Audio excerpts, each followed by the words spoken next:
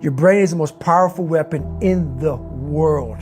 Once you put away your phones and your computers and all that we have nowadays, yeah, it's great. We're up to date. But your brain is the only thing you have when you're going through depression, when you're going through hard times, when you're going through death, real life. You can't Google that, man. You're alone.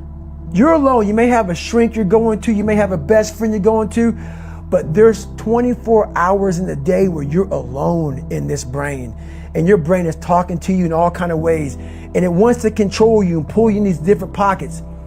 If you can't control your own brain and your brain controls you, you got to tell your brain where you want to go and how you want to go and how you want to get there. You got to control it. If not, it's over. What existed for me was, okay, man, how am I going to make this work? And all I knew back then was hard work. The only way anything gets accomplished. That's all I heard back in those days. You got to work hard. You got to work hard. I'm not getting I can't get this paragraph. I can't remember what the is in this paragraph to pass this test to get in the military. Read again. Still not getting it. Read again. But if you're not getting it, write it out. And that's how I started learning. Okay, well, I got to write out everything I do. And then write it out again. And write it out again. And guess what happened? I got it. I can't swim. I'm negative buoyant. Go back again. I can't swim. Go back again. Go back again. Go back again. I got it.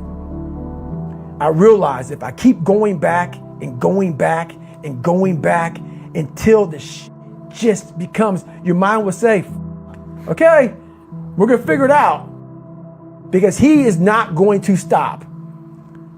It's not like I'm going to try one more time. No, it's just like alarm clock goes off, boop, we're going back. I can't read right, we're going back. I gave myself no way out, and my mind realized that. They said, okay, we're going to adapt and overcome now. Like a lot of people say, trying hard. Your mind knows, man. It knows this guy's bullshitting me, man. This guy's lying. There's no truth behind it. When I was in Navy SEAL training, people go, how were you there for 18 months?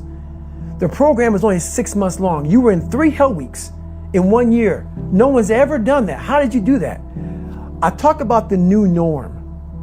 When I lived in a $7 a month place when I was growing up for a short period of time, I loved it. I didn't know any different. That was my norm. Once we moved out of that place, we moved to a $236 a month place. I was like, I never want to go back to that little piece of shit. But if you go back to that $7 a month place and you realize this is where I live, this is all I got, your mind says, roger that, this is home. So when I was going through Navy SEAL training for 18 months and going back through all the hard parts over and over again, I told myself after the first time, I knew it was gonna be a long journey there. My body was breaking down. It was just how it was going on. I said, you know what? This is my new norm. So my mind said, it's like going to work. Like you go to work, you put your suit and tie on. I go into suffering every day. Every day, suffering, being broken, duct taping my feet up, stress fractures, shin splints, being broken. This is my new norm. And your mind says, if we're not broken, this ain't normal. We gotta be broken. So then your mind starts to get tougher and tougher and more callous. People go, how did you run on broken feet? Broken shins. My mind knew this is how we operate. We're in Navy SEAL training. This is what we are. I became hell. And that became my new norm. I gave myself no way out. There was nothing outside these walls of hell. Nothing. I love God, but for a short period of time, I became the devil, because that was hell. I became the boss, the owner, the CEO of Navy SEAL training. That was my mindset. And that's how you get through things. You immerse yourself in wherever it is, and you become that. You become that and give yourself no way out.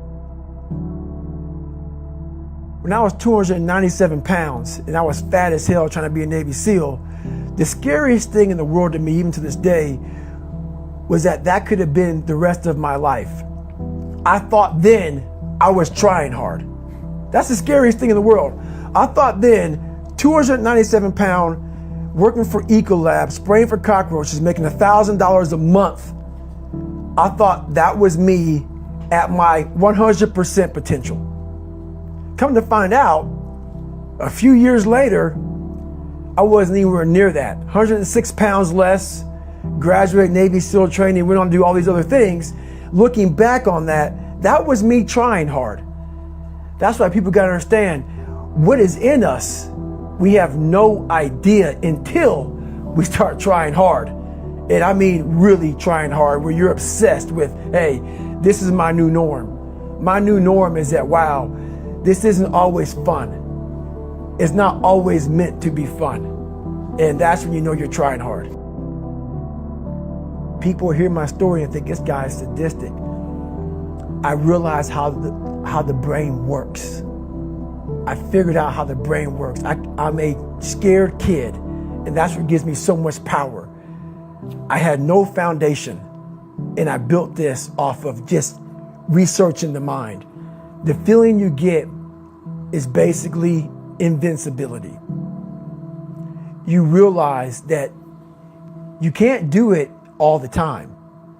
When you need to do it, I know I can go to a place that I can live in. And when you know that you can run on broken legs and you can do certain things that a lot of people can do, but they're not willing to do, this power, this sympathetic nervous system of fight or flight, and you're fighting, it gives you this charge of energy of when you're sitting there at 3:30, 4 o'clock in the morning and you're duct taping your feet up because they're broken, and you're doing it by yourself, and you're going through arguably one of the hardest training in the world. And these guys, most of them are healthy, and you're going through it broken, and you're already at a disadvantage, but you're still there. You can feed into that and tap into that for a lot of power. But if you look at it, well, I'm broken, man. I'm not gonna make it. But if you look at it as, man, I'm broken and I'm still here. And I'm fighting, and I'm gonna find a way to get through this because I have no other place to go. It gives you a lot of power.